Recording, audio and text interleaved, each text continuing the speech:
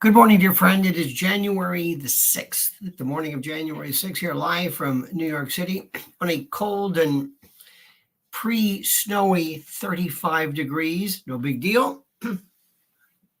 The sadistic weather people are dying for something to report.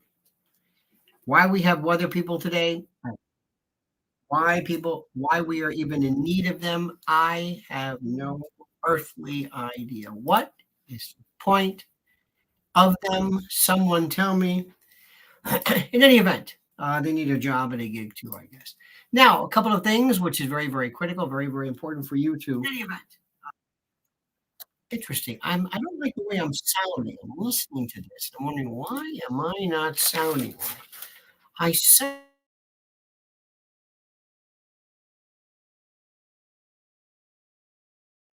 Let me see. Let me see if this makes any sense. Is this better? Does this sound better? Let me see. I think this sounds. Yeah. I don't like. No, I don't like that. I don't like that. Maybe. Maybe not. Stand by for a second. It sounds a little off. It does. It sounds like it's in the background. Let me see something here. Oh, wait. Stand by, dear friend. Stand by. Always check your thing. I've been noticing this in doing this. Let me see. I'm looking into the source of sound input. Just a second. Stand by. Input. I want to see my favorite little Yeti mic. Oh, it's not showing up. If only life was like this. If only we had the ability to see whether we are. Just a second. Please forgive me. Talk amongst yourselves. There we go.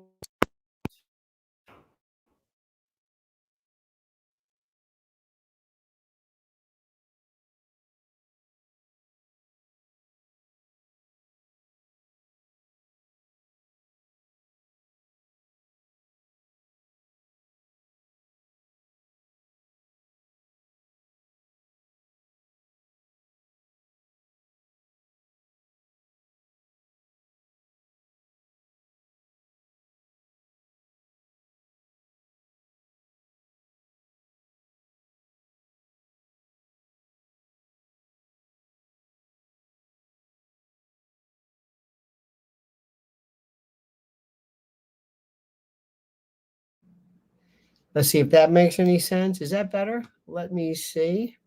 There's so many little now, but that's not what I want. That's not it. I want to. Let me see. You hear yes, but that's not the Yeti. I'm not picking this up. I'm getting the MacBook phone. That's not what I want. Stand by for a second. Let me see something here. Go to audio. Please, again, talk amongst yourselves. Nope, not there. Hang on. We're going to get to the bottom of it. I don't get from here all day long. This is the beauty of it. Stand by. Sound is defective. Thank you so much. See, Demetrius 5 by 5. He's digging this. Everybody seems to be happy. I'm not so sure. I don't like this. I don't like this. I am. Wait a minute. Let me see if. Okay, there we go. Should be it. That should be right there. You hear it? That should be it. Perfect. Perfect. Let me double check on something, please. I'm so sorry. I'm so sorry. Yes. Now we're doing it. And of course, whenever something happens, it's always the conspiratorium that says they're shutting you down.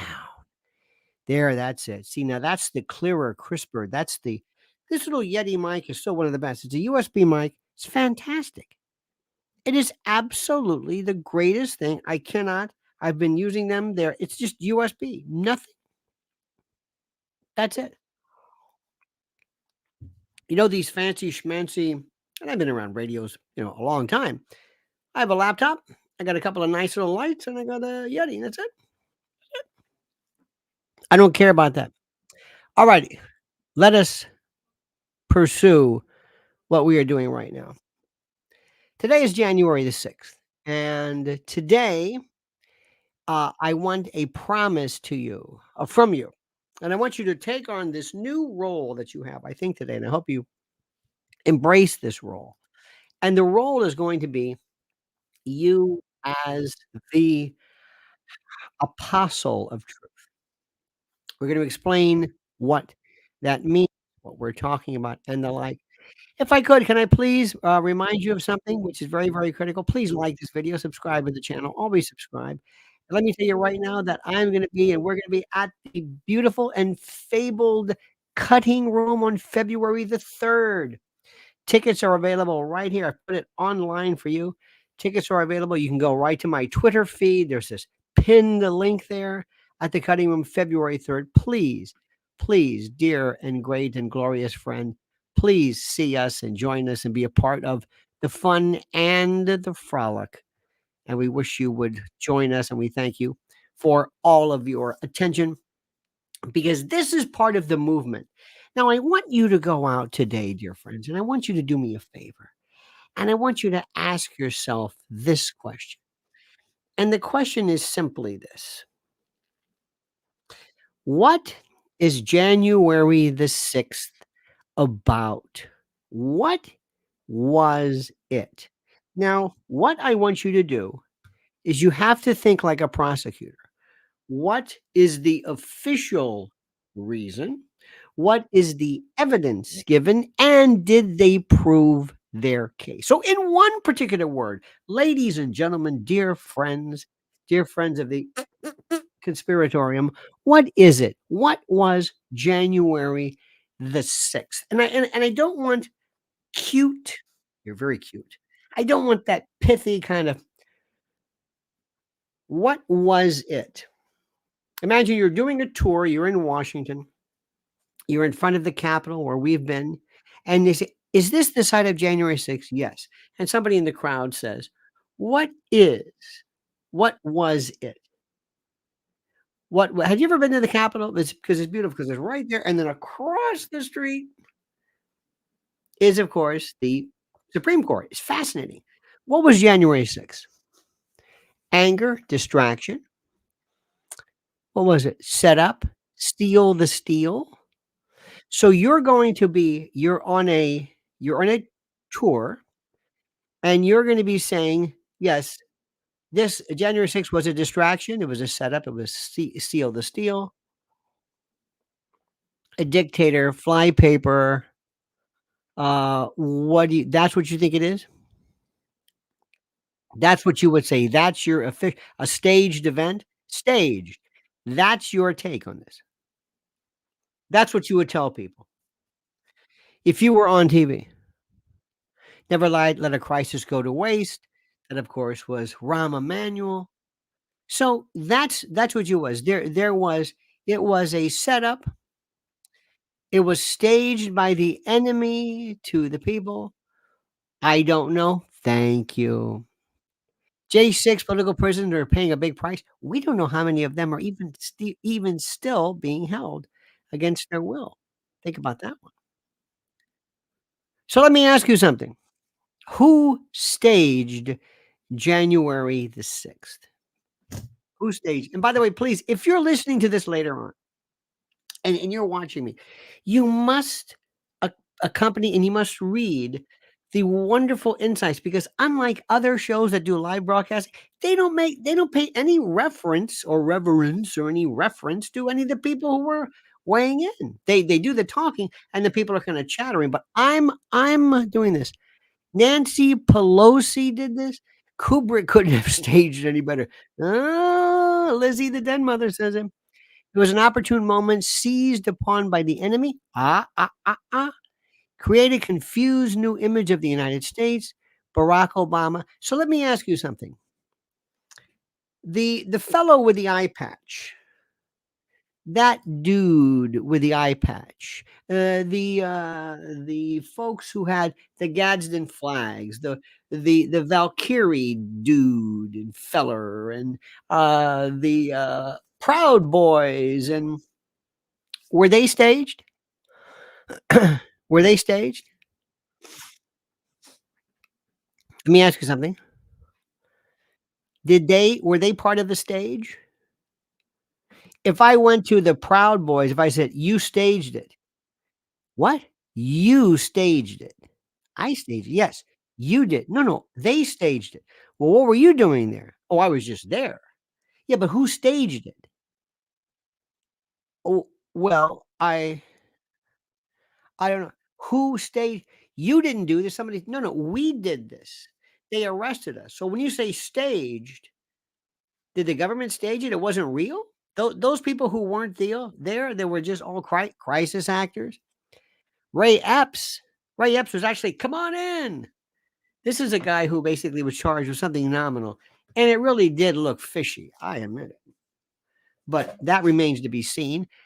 Uh, I don't know if Ray Epps was a government agent. I don't know if one man could have done he's gonna have his case. What happened to him was pretty tragic, as is most cases. But let me say, actors, Proud Boys, the left, they were all Uber Eats delivery people. Ladies and gentlemen, the comedic wit of Mr. Edge Dweller. They knew there was going to be lots of people there, and they took advantage of the fact. Who took advantage of the fact to do what? What did they take advantage of? What? It wasn't staged, it grew. Okay, it grew.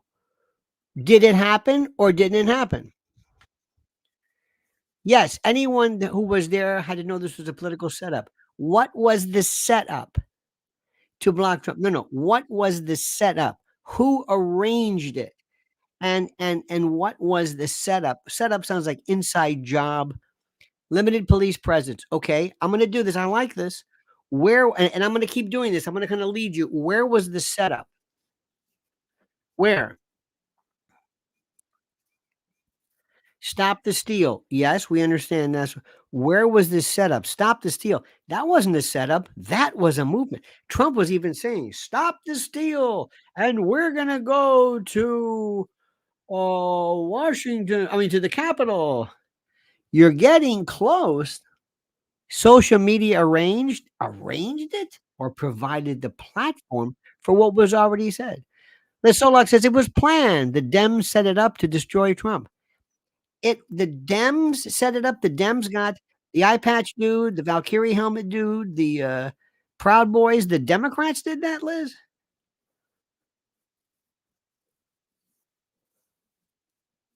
I love this. Rocker Jim Morrison was fascinated by Nietzsche's herd mentality of crowds and the ability to control them with a few well placed agents. Murder helpers on the way. Pelosi and Schiff saw an opportunity to set him up. How did they set him up? They gathered up their minions. Gathered up their minions. You mean to tell me the people that were there, all those people were what? What? Gavin McGinnis set it up. Gavin McGinnis did not set it up. He did not set it up. And even if he said that would be, I guess, well, whatever. Okay, nobody's telling me. So what I'm saying is nobody's answering my question. Let me try this again. Are you telling me that that wasn't real? That all those people who were there, if I said, okay, how many people here are part of this setup? The what? How many people here? Raise your hand. Assuming I could do this, no, couldn't happen really. But how many people? How many people here are part of the setup who are here because of some kind of invitation or at the behest of the Democratic Party and the anybody? How many of them were federal agents? Well, there's always federal agents there. Did the federal agents do anything? No, they were just there, supposedly, or supposedly, as people say. What did they do? Well, they were there, but what did they do? Did they say, "Okay, code blue, team red, meet over there by on the Senate side, team blue, meet on the House side. We're going to meet at 1300 hours. We convene sector Y, move." No, they were just there. They were there taking pictures and they weren't a part of anything. They were just there. Nancy Pelosi called off or could have called the National Guard to stop it, but didn't. Is that misprision? Good point. But call off what? She could have called off the what? The insurrection? It wasn't an insurrection. So Nancy Pelosi didn't call off the, riot. I don't think it was a riot, but she didn't call off the riot that you caused? Is that what you're suggesting? Nancy Pelosi was responsible because she did not call off. She did not involve herself in ending the what? What are you saying? How does this work again? Explain this to me. You see where we're going with this? You see where it is? It's very, very difficult to go through this. It's very, to me, very fascinating. This lunacy that we are seeing. So what we're doing is it's very difficult to explain, is it not? She nixed the National Guard. Okay. So maybe calling off, put it this way, let's assume there's a fire and I call and somebody started it, an arsonist started, and the firemen are on their way. But I pick up the phone and I tell the fire department, don't bother. And the house burns to the ground. Did I cause the fire? No. But I could have put it out. I sure could, but I didn't. Right. See how that works? So let's get this straight. Let me say, Mark Pryor says, not stage. Ashley Babbitt's She's Really Dead. Agent provocateur saw and used an opportunity to take advantage of the real anger out there. Take advantage of what? You're not answering my question respectfully. Who took advantage of what? And how did they take advantage of anything? I ask. How does that work? Took advantage of what? What did they take advantage of? What was it they took advantage of? What? What? Nobody's able to explain that per se.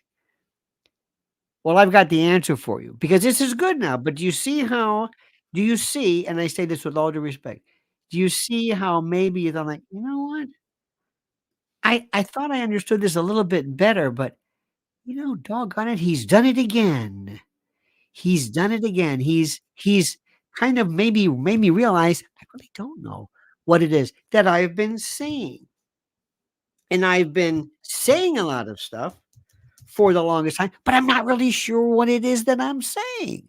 I mean, I use terms like setup and inside job and, but I don't know exactly what that, and it's important to know what it means, isn't it? It sure is. But does that mean nothing happened? No. Well, tell me. Tell me what exactly happened. What was it? How did it happen? What did they do? Did they set anybody up? Not at all. What? Not at all. Wait, wait, wait, wait, wait. What do you mean not at all? Not at all. Didn't set anything up at all. Woman, they did wait, wait, wait. Did they do something? Mhm. Mhm. Well, what was it? Well, it's very, very simple. Well, tell me. Tell me, what was it? What did they do? It's very simple. Now, before I tell you, let me ask you one thing. Before I begin, I just have begun. I want to remind you of something.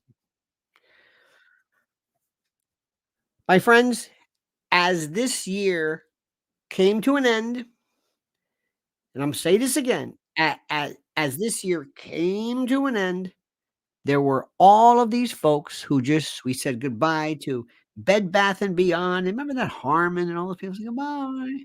And it is incredible what is collapsing. Well, guess what's happening right now? Guess what's happening right now? Guess who's still in business? That's right. Our good friend Mike Lindell. Look at this right now. This is what you if you go to mypillow.com, promo code Lionel. MyPillow.com, promo code Lionel. Look at what this is. MyPillow.com, promo code Lionel. Right off the bat, and I just took a screenshot of that. Nothing special. This is no, nothing that great or fantastic. What it is, it goes to show you, wow, this is exactly what you're talking about. And if you go to mypillow.com, promo code Lionel, you'll receive a free gift. I know gifts are free. It's a tautology. I understand that. Or call 800-645-4965, and you can hear Mike answer the phone like that. This is just the first 3 monstrous deals you will get by going very simply to mypillow.com, promo code Lionel. That's all. That's all. That's all I wanna tell you. Nothing special. If you wanna save loads of money on some of the greatest products ever to enjoy your life and to luxuriate, that's it. mypillow.com, promo code Lionel. Okay, here's what they did. Number 1, they knew this was going to happen. They knew they were coming. They knew they could read social media. Read social media. They've been saying this the whole time. Trump saying this. Remember Kimberly Guilfoyle dancing? Remember Kimberly Guilfoyle? She thought she was the belle of the ball. Oh my god. Reminds me of Bezos' wife. Kinda got that look, that kind of that look. And she thought, "I am so sexy." Remember she was doing all this dancing all the time at this rally and that rally and this rally, and there was a scene of her, it was Gloria, was she dancing? I don't know, but they were, like, laughing, and that was a bad visual. Is that against the law? No, no. Did Trump say trespass? No, no. Did he say ins form an insurrection? Nope. Was it an insurrection? Nobody was charged with it. Nobody trespass? Oh, yeah, definitely. How about seditious conspiracy? For some, yeah, absolutely, absolutely. Read the statute. But what did they do? What did they do? This is something they've had in the offing for the longest time. If you think this was just something that just happened, you're not paying attention. You're not paying attention. Let me tell you what happened. They said, "We are going to do the following. We know that on January the 6th, when this certification, kind of a pro forma thing, is gonna be transferred, we know there's all these people coming, and we're gonna do absolutely nothing to stop it. We're gonna let that fire grow. We are gonna let that fire grow out of proportion like nobody has ever seen or could imagine. Then we're going to take and utilize all of our friends in big tech that we own.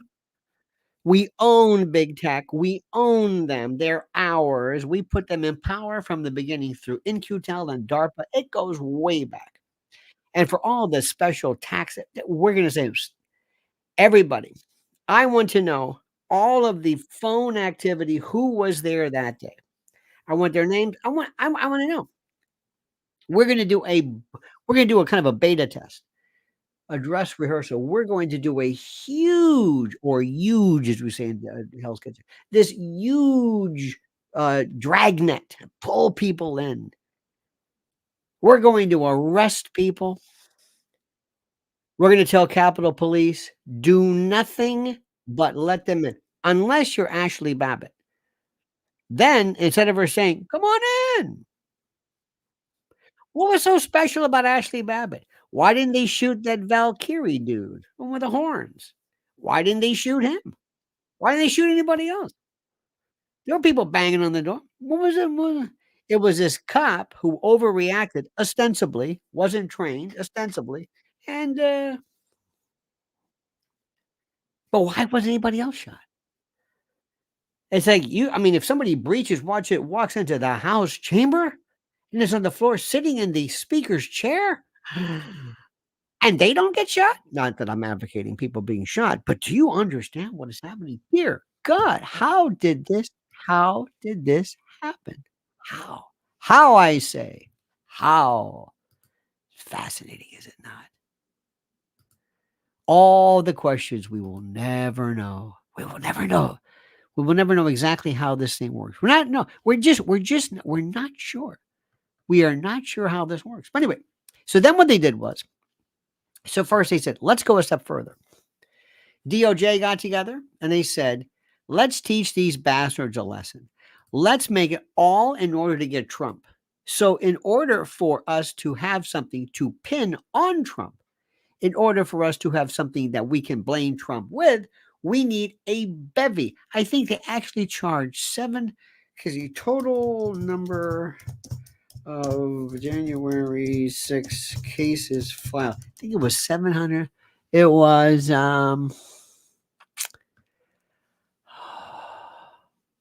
okay, 3 years. Yes. Approximately 11 individuals have been arrested on a series of charges. Approximately 1,186 defendants have been charged with entering or remaining in the restricted federal building. Now those there's an NPR database. There's all kinds of stuff. So what they did was they said, we're going to do a couple of things. Number one, we're going to really inflate this to the point of absolute ridiculousness. We're going to inflate this. We're going to call all of our operatives at our favorite stations. Here's your talking points. This is an attack against civilization, attack against sovereignty, attack against liberty. It's Trump. It's the MAGA. You got it? Good. All this good. Next, we're going to charge all these people with everything from seditious conspiracy to trespass but nobody's going to be charged with an insurrection. Nobody. Then we're going to take all of the information. We're going to collate it. We're going to work with our agents. Remember, the mainstream media are proxies for the shadow government. That's the name I give to the kind of behind the scenes, the police state, intel state, shadow government, ruling class, whatever you want to call it. It's not Democrats, Republican. That's a uniparty thing. And by the way, uniparty, the term was, I think, first uttered during the Wendell Willkie era. It's nothing new, but we have one party. The left-right paradigm, two sides of the same coin. We've been saying this for 25 years. There's nothing new to this. But what they did was they said, we're going to get all the people, and we're going to create this meme. We're going to call this a MAGA thing. And MAGA is going to be tantamount or synonymous with racist, white supremacists, whatever. You got it? Good. Okay. That's what we're going to do. Okay, you got it? Good. Now, continuing on. We're going to then take this and we're going to try to keep Trump off the ballot. Remember, the second impeachment was curious because what they wanted to do was they wanted to prevent him from ever being able to hold office again. This is all about keeping Trump off the ballot. Everything that we see here is to keep Trump off the ballot. No other candidate. If this had been done by the Chris Christie group, if Chris Christie could have somehow put his weight behind a similar movement, nothing would have happened because Chris Christie doesn't pose an existential threat to the ruination of our republic through these people. Do you hear what I'm saying? It would have never happened. It's only Trump. So we exaggerate. And we have our people, all of our people, the Rachel Maddows and the Lawrence O'Donnells or whoever these people are, the usual suspects, the Don Lemons and the Fredo Cuomo and all of these people. And we say, okay, this is where you earn your keep. Here are the memos. Read them, commit them to memory. Use these terms over and over again.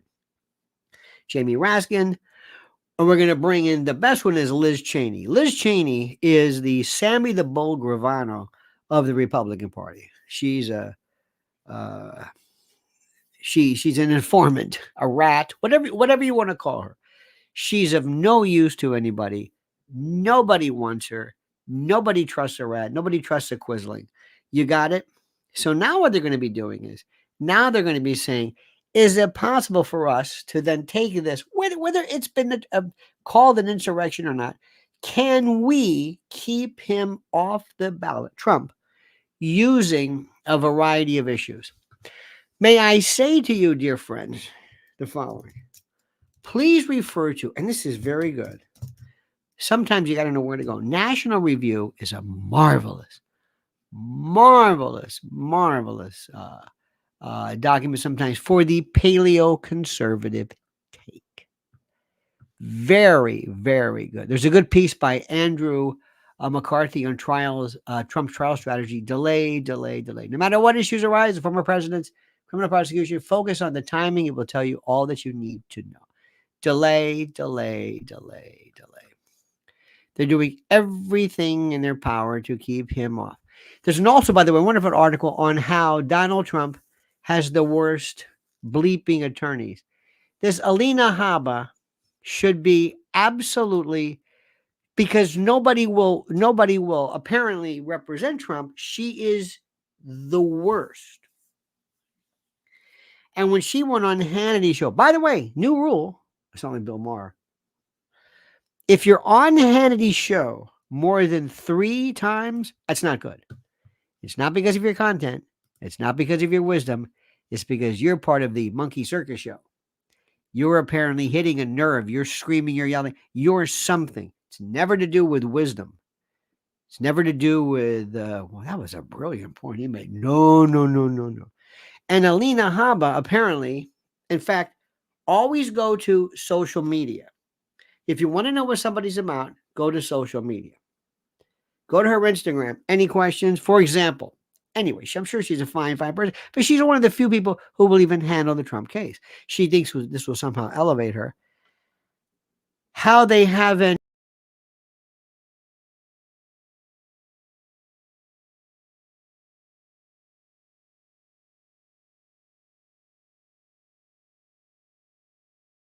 There we go. Wow, that was weird.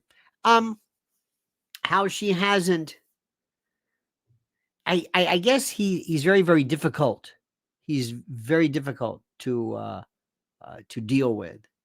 So they kind of need her. She's, and he likes to be around, quote, hot women. There's a lot about the President Trump that's puerile, juvenescent, and you know what I mean. He's just, it's just the way he is. It's his thing. I don't know, but I think it's, and they also say he doesn't pay his bills. You got to read this National Review article. I don't know anything about that, but absolutely terrible. But here's the deal, and this is important. This is a very, very important point. This one piece. I want to read this to you.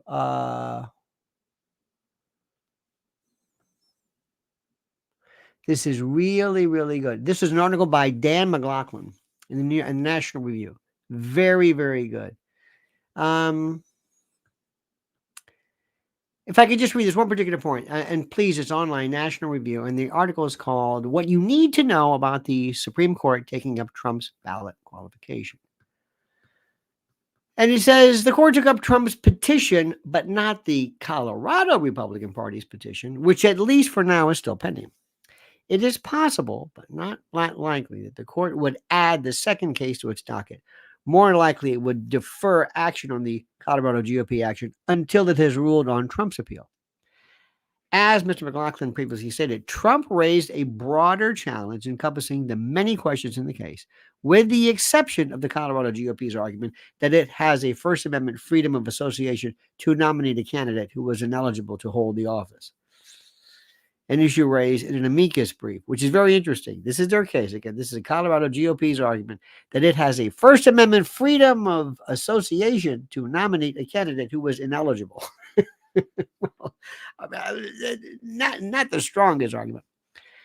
Trump also has much more, obviously, uncontested legal standing to ask a federal court to decide whether he is disqualified from the ballot, all of which means the court can now make its own choices. Number one, to disqualify Trump, to rule that he didn't engage in insurrection, to decide that he's not disqualified because Section 3 of the 14th Amendment doesn't cover presidents. Remember that we talked about that? It was officers, and we went through that before. To conclude that Section 3 is effective, a dead letter is in effect a dead letter, or whether it requires a criminal conviction before it can be enforced. Is it activating, or whatever you want to call it, you know what I'm talking about. And finally, to rule that the question isn't one for the courts, or because remember, under Section 5, I think it says it says Congress is the only remedy for this. And it finally is. So, all right, fine. So this is interesting because they're going to be looking at all these issues, which of course the court has never really looked at before. Now, what do I believe in? I believe that the argument is going to be made very simply. Number one, section of the 14th Amendment dealt with and specifically was about nothing but the dare I say the Civil War. Okay. In fact, Section 4 deals with references the compensation for slaves, and I mean it obviously never was intended to do this. That's the point. Next, under Section 5 of the 14th Amendment, it says Congress is like the sole determiner, not the courts. It's not for the courts to decide. Another issue is, let me ask you, does he have to be found guilty in a criminal court of insurrection? I say no. Now, this may not help his case, but I'm saying no. As a justice, I would say no. Sometimes there are cases that are used. It's almost like a political thing. You know, under the impeachment reference where they say high crimes and other misdemeanors, or other high crimes and misdemeanors. Oh, what's a high crime? Well, we don't have any statutes. Can you do you have to be prosecuted for high crimes? Well, there is no high crime. Well, there's still as a misdemeanor. I don't think you necessarily have to have an adjudication, because the court can say this is insurrection. Because it's almost like it's really a political issue. It's almost, if you look at by virtue of Section 5, it's a political issue. It's kind of like impeachment is a political issue. But it has no relevance now. This was a 14th. I mean, it almost was exclusively to the Civil War. Did they want Jefferson Davis to be able to run for office? By the way, Jefferson Davis may not have also sworn as an officer. It's a weird the way it is worded. So I'm glad this Supreme Court will adjudicate it. Don't be surprised if they don't answer. If they throw the thing out, they answer one question and don't answer the rest. They do it all the time. They are so famous for this. But Alina Habba is such an idiot. She goes on. I want to read this. She goes on. Here we go. She goes on Hannity.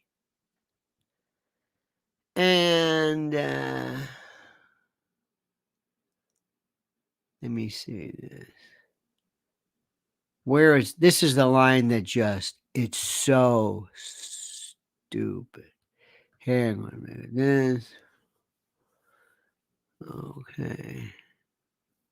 I want to get this line right. Oh, here we go. She's on the Sean Hannity show. Okay. Quote, I think it should be a slam dunk in the Supreme Court. I have faith in them. You know, people like Kavanaugh, who the president fought for, who the president went through hell to get into place, he'll step up. This is the direct quote.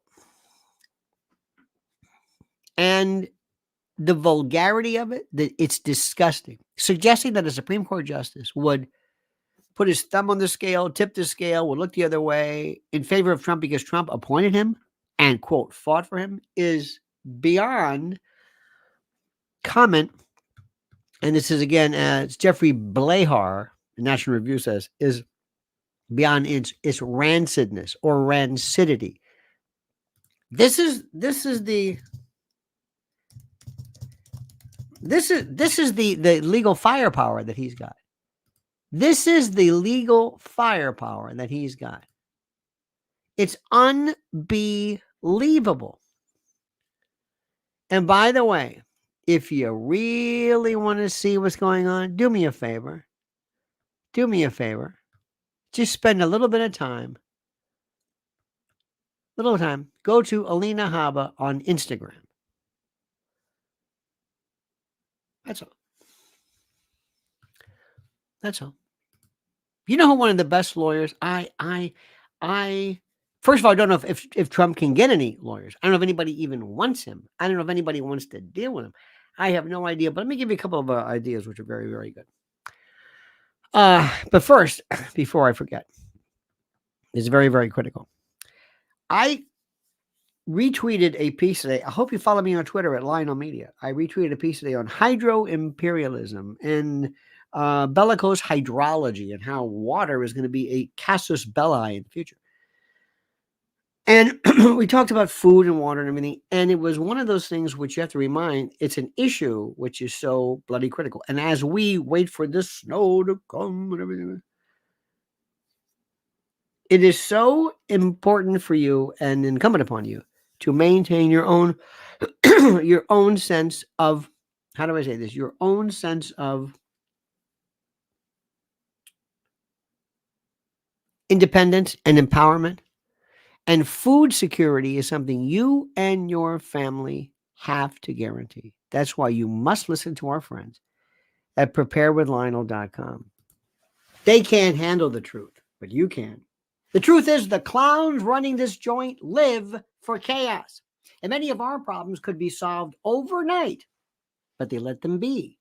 Destruction fuels them. If you can handle that truth, you need to visit my website, preparewithlionel.com. Preparewithlionel.com. You'll get $60 off a much-needed 4-week emergency food kit from My Patriot Supply. The country's largest preparedness company, My Patriot Supply, is your fighting chance at survival. Sealed inside rugged packaging, these delicious meals last up to 25 years and provide over 2,000 calories a day. Think about that. Eat right in emergencies with this 4-week food kit from My Patriot Supplies. At this low price, you can get one for everyone in your family. Visit preparewithlionel.com. Write this down. Commit it to memory. Preparewithlionel.com. Order by 3 p.m. for free same-day shipping. Prepare right now at preparewithlionel.com. One more time. Preparewithlionel.com before total chaos ensues. Indeed, my friend, total chaos. I want to explain something to you about lawyers, just for a moment. It's one of those things where you have to ask yourself. Well, I'll give you an example. I had a case. Somebody called me, and it was involving. They needed a referral for domestic family. It wasn't really. It was going to be a really nasty divorce. Physical stuff, not good. And so my friend, who was a retired cop at the time, it's his daughter. And anyway, it's in this part of the country. Didn't matter where it was. So what did I do? How do I? He says, well, I went online. You went online? That's good. What'd you see? Did you go see Alina Haba? Did you go see if they are on? I would always use social media as kind of like a means of eliminating people. But what is it that you? Well, I said, what are you looking for? I want somebody who's good for your daughter. Okay, good. So I did my research. You know what I did? I said, what state are we talking about? Is this going to be, did you call this county, circuit, whatever sometimes it's circuit court, county court, superior court, whatever it is. Okay. Who are the people who are involved here? Who are they? Okay. What county is it? Great. Let me look. I went and I looked and I saw the local bar association. And I looked for a couple of things. I kind of triangulate. You get pieces of data and then you put them together. So I want to know who is the current chairman of the Family Law Association, Family Law section of that county, which is very, very good. Very good. I want to see who's board certified. I like that. Somebody does this all the time. And more importantly, and this is the best, who's on the judicial nominating committee? Who's politically active? Who's a real macher, a real big shot in that area? Of course, you're gonna price yourself out of it, but that's kind of what I want. I'm not interested in anything but. So when this person walks in, they're gonna say, "Oh, There was a guy years ago named Philip Corboy. Philip Corboy was one of my heroes. Oh, Harold Price Farringer, another one. Looked great. White hair. Oh, God. Looked tab collar, kind of just perfect. But Philip Corboy was the dean of, I think it was aviation law. But anyway, he was it. Mr. Torts, this guy out of Chicago was, I met him one time. He's fantastic. And there was a case where, remember when they used to bump you? Remember that? You got that? Well, there was a case where they bumped a client. Well, this guy would happen to be a Supreme Court justice or something from Illinois, and he was going to, I think, Ocala, Florida, or something, where his horse was going to, or a foal or whatever. But anyway, he was on his way. They said, "I'm sorry, you've been bumped." And lo and behold, the person who took his flight was like a lawyer, somebody he knew. Well, he was fit to be tough. So the story goes, he went to Corboy, and Corboy put an end to that.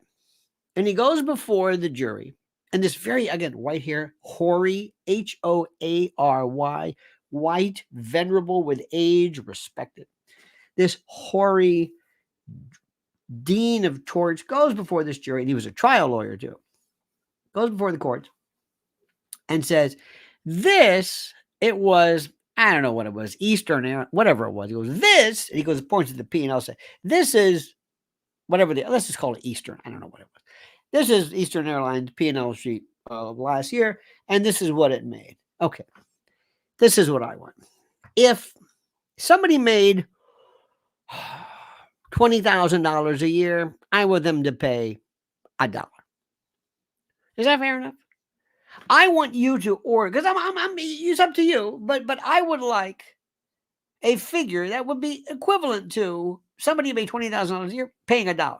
Well, when you're in the, well, the jury said, nah, give you $2. And he just did it. Remember, was it Brendan Sullivan? Or the fellow who represented, I love it, Oliver North, respectable, kind of a Wally Cox, very professorial. Love that. The worst lawyer, Bruce Cutler. You know what I mean? Not worse, yelling, bombastic. No good. I want the lawyer who gets along with everybody. I want the lawyer who sits there and says, well, somebody who's really respected. Now, in New York, it's a different story. New York is, Andy McCarthy says, it's a political system surrounded by judges. And if you think I'm going to go in front of the court and this judge, remember Alina Habba? I dare you.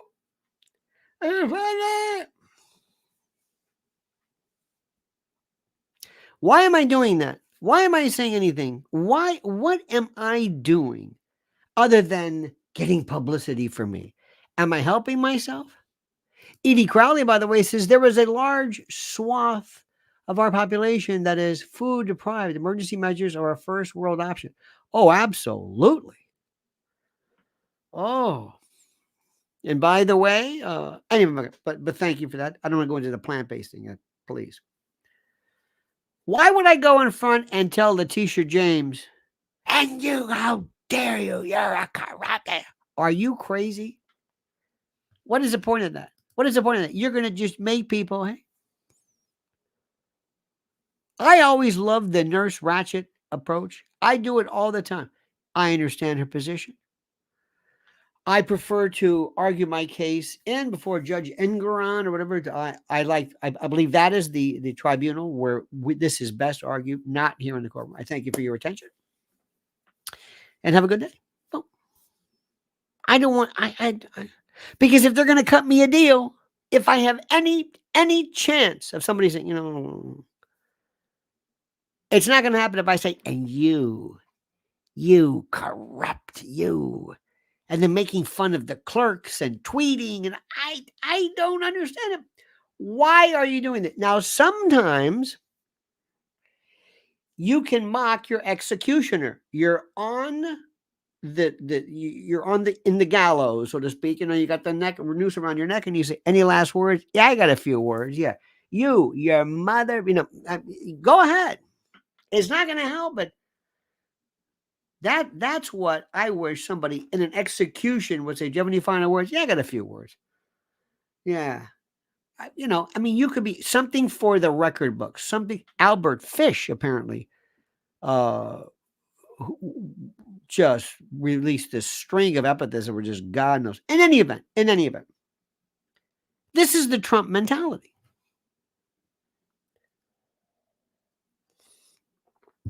What is this about? And the first thing you do is this Maine Supreme Court. She's a hack. She reminds me of an actress.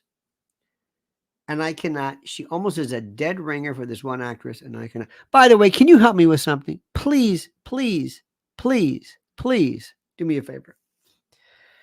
One of you fine, kind people the other day reminded me of something. There are two particular words that are used on college campuses. One is trigger warnings, and the other one is, what is that other word? What is the other phrase? Dear, please help me. I cannot for the life of me remember it. No, not snowflake. It is called trigger warnings, and it's kind of like a clinical term almost for something. It's this clinical term. You know what I mean? New Hampshire bans chemtrails. Wonderful. Microaggression. Thank you. This is driving me crazy. You know, when you get to be my age, which is a grand age, you think sometimes they're always telling you, you're forgetting names. I've forgotten names my whole life, but never cared about it then. By the way, the other day, Mrs. L, we were in a store and somebody says, excuse me? Yes. Very nice woman. Would you, what? This is not to me, this is her. Would you, I don't know how to say this. What is it? Say it. Would you like the senior discount? Are you kidding? Yes. Yes. Are you, what? I love it. You know, so this senior business, I don't know what all this senior thing is. It's terrific. Anyway, years ago, I was trying to think of, I don't know how, I said, what was it? Somebody said, what were this is before the internet. What were the name of all the cat ladies? We had Julie Batman. Julie Newmar, Craig, Diane. Well, she was a cat woman, a cat woman. No, wait a minute. She was Batgirl, excuse me. But Catwoman was Julie Newmar. And the one that I could not think about was Eartha Kitt. Eartha Kitt. And I remember this. I remember when this happened. I said, what the hell? You know, the black woman. She was like scary. What the hell is her name? People look at me. I don't know what you're talking about. No, you know I'm talking about the Catwoman. What are you talking about, the Catwoman? She's black woman, singer. Remember the thing with LBJ? I don't know what you're talking about. Anyway, forgot it. Like a year later, 2 years, I'm talking to somebody. And all of a sudden I have this brain fart and I said, Eartha Kitt. They said, what?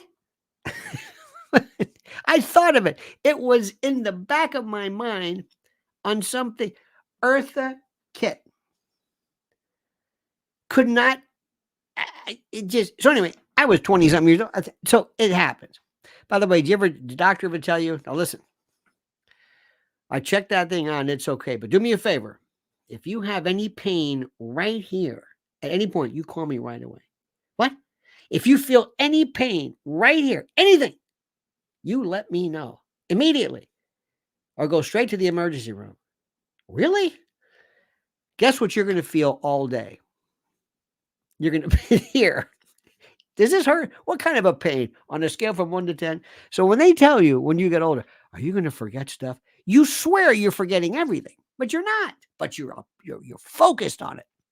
And you're thinking, the stuff you do remember, oh my God. Did you ever talk to a young person? Did you ever talk to a young person today?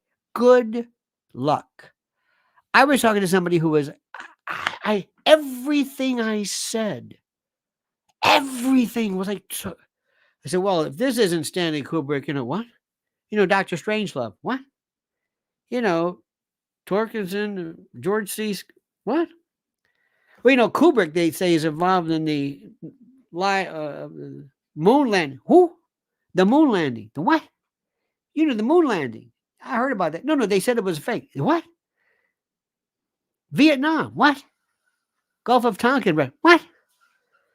Have you ever done this? Have you ever done this? I mean, this is the thing that is so difficult. Well, it was before my time. Oh. By the way, may I recommend to you, please, may I recommend to you the following? And this is so important, it's not even funny. I told you the other day, I'm watching stuff that I never, ever, ever, I never watched Amy Goodman. Not that I don't dislike her.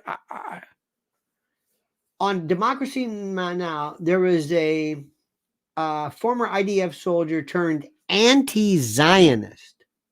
Her name is Meital, Meital Yaniv. One of the most fascinating interviews ever. And you must watch this. She talks about she had panic attacks.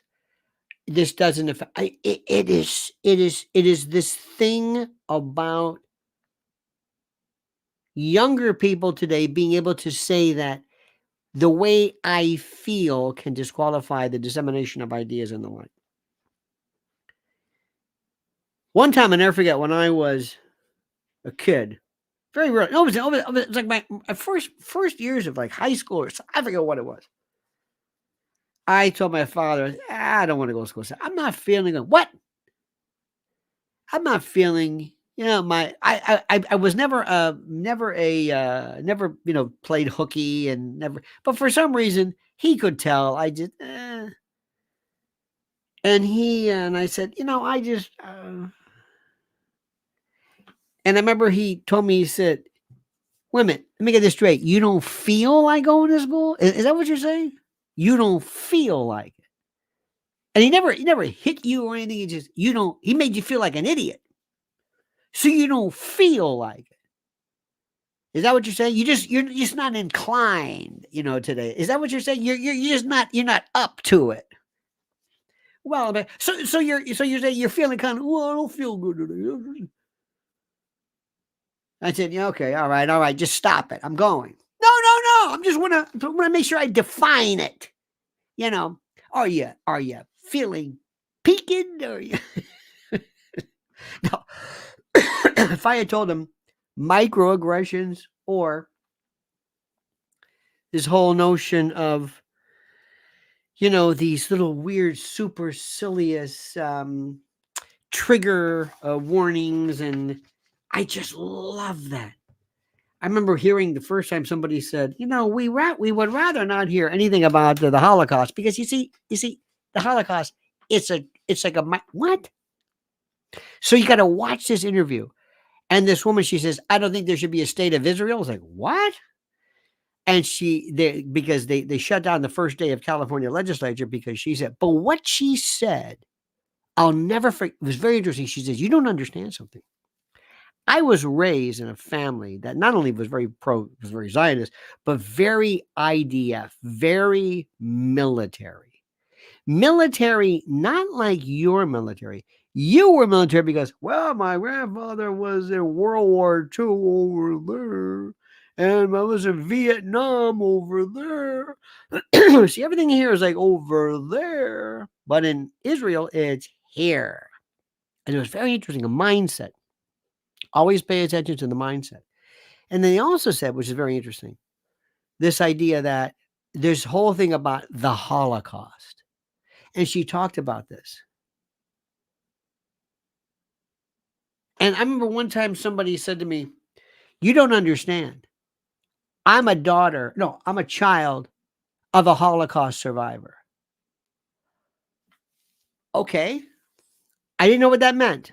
All right, I defer to people. I heard it again. Somebody else. You don't understand. I am the child of a Holocaust survivor. So I asked, well, what does that mean? And they looked at me, and I was just asking the question, what does that mean?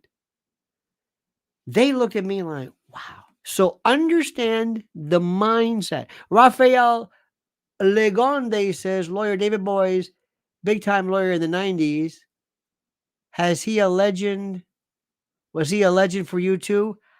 Not really. He's kind of, I don't know, the Boy Schiller. I used to always walk by in DC all the time. Boy Schiller. Remember he had that case with Dershowitz, and he did some good stuff. In his day, he was good. He did the case of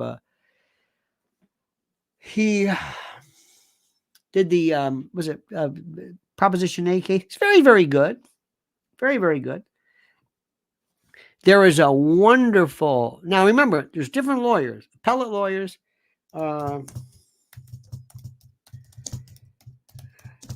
There's one Supreme Court lawyer who is I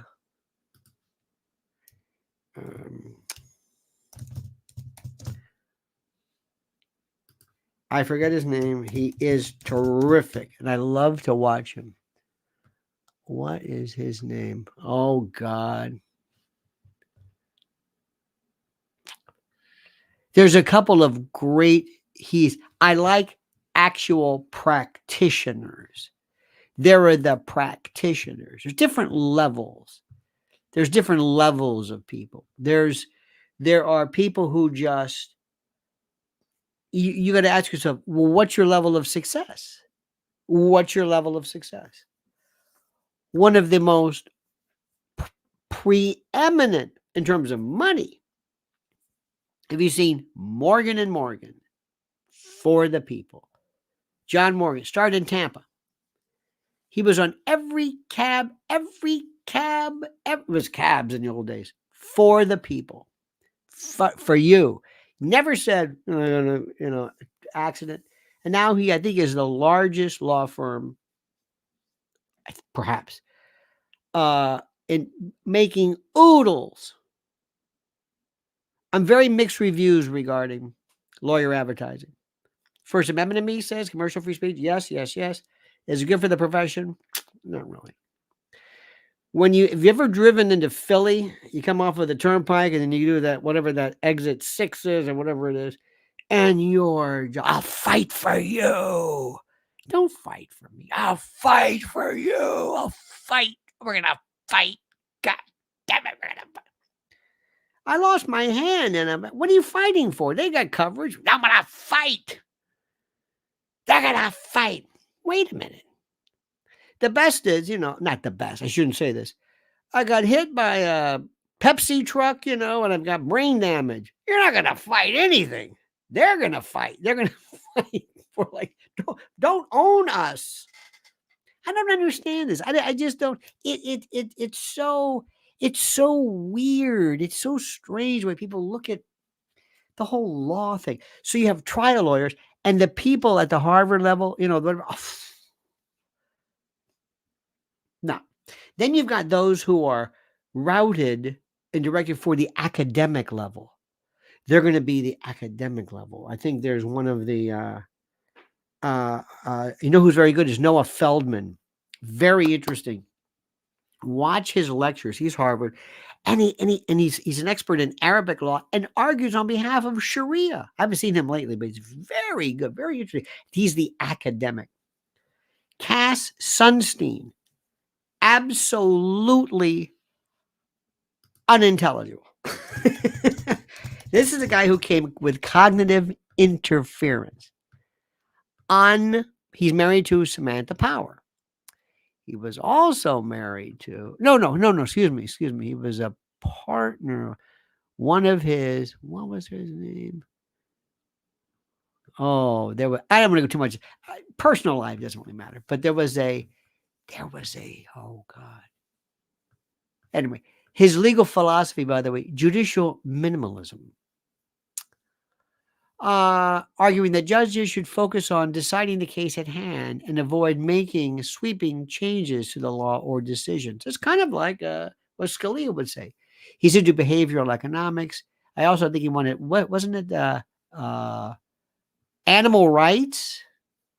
Some of Sunstein's work has addressed the question of animal rights, co-authored a book facing animals, the ethics of animals.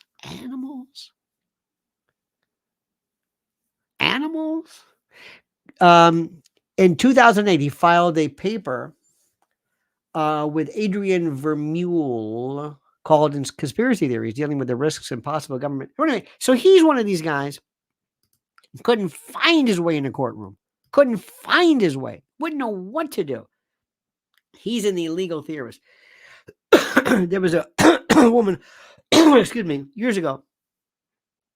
I followed her, and they were touting her as one of the most brilliant jurists anybody's ever heard of. And her husband, they were the most brilliant husband and wife. Oh my God. And I listened to her give a lecture on federalism. And so help me God, I'm wondering, this is the biggest bunch of bullshit I've ever heard in my life. What are they saying? What are they saying? What is the purpose of this? So you've got the law part. I like the front row battle lines.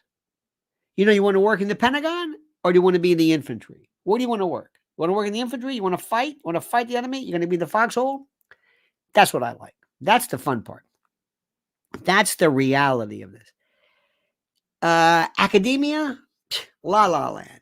Understand the basics, understand the theories, but they're in another world. They don't really, they're not practical. They couldn't find their way. I one time went to there was a hearing. There was a little seminar in my law school years ago, and they never asked me again. And it was about criminal cases. What would you do, or whatever it was. And I'm on this panel, and they got the professor, and they got this, and they got this.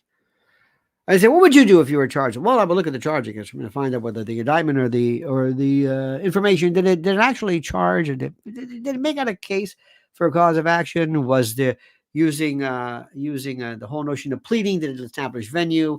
Were bill of particulars required? And they're looking at I'm looking at the what? The what? This is ridiculous. So they got to me. My first question is, did he pay you? I said, what difference does it make? What difference does it make? Did he pay you? Is he your client? Well, did he pay you? Well, he's going to, what was that again? Well, he's going to pay you a little bit now. And then, oh, forget it. Then you're going to file a notice of limited appearance, maybe, but stay away from that. You don't want to get stuck into this thing, and you're stuck. They looked at me like, what are you talking about? I said, this is the most practical application. I mean, if you think unless you're working for some firm where none of this stuff matters, but if you're on your own, if you're in the front line, things like that matter. Is he a nut? She a nut? Does she have a good case? What is it? How many priors? Who's the judge? What do they want? What do they want? What's going on? What's your best case? Have you done this before? I mean,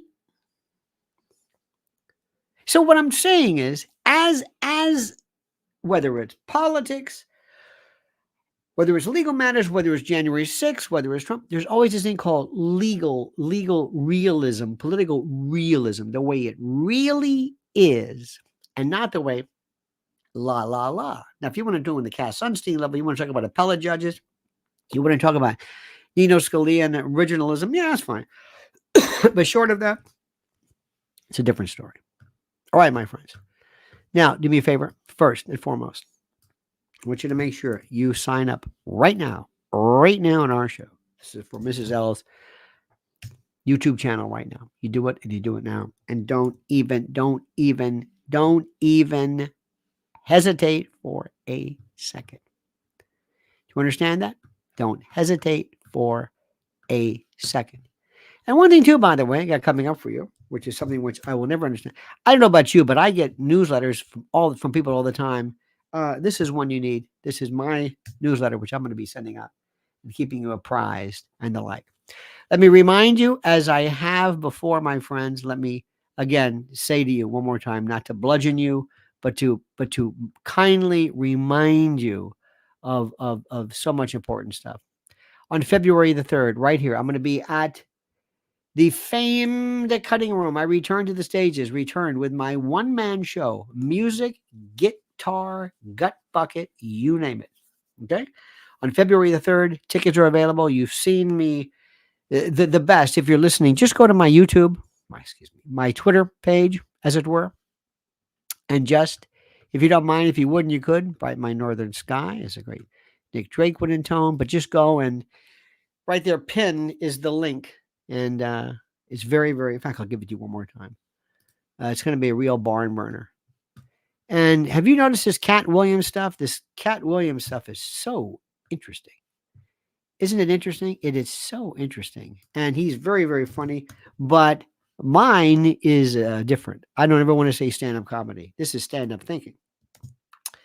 And that's it. Anyway, dear friends, have a great and glorious day. Pray for us. We're waiting for the big snowfall to hit us today, which means it promises to be nothing. Have a great and glorious day. Don't ever change a mean that sincerely. And I will see you. Tonight at 7 p.m. Also sign up. Subscribe to the channel because there's new kind of stuff coming up. And by the way, dear friends, Rafael Legonde and Edie Crowley, thank you on behalf of a grateful nation. Not for what you are, but for what you appear to be. And I mean that sincerely. See you tonight at 7. And don't forget, the monkey's dead. The show's over. Sue ya. Ta-ta.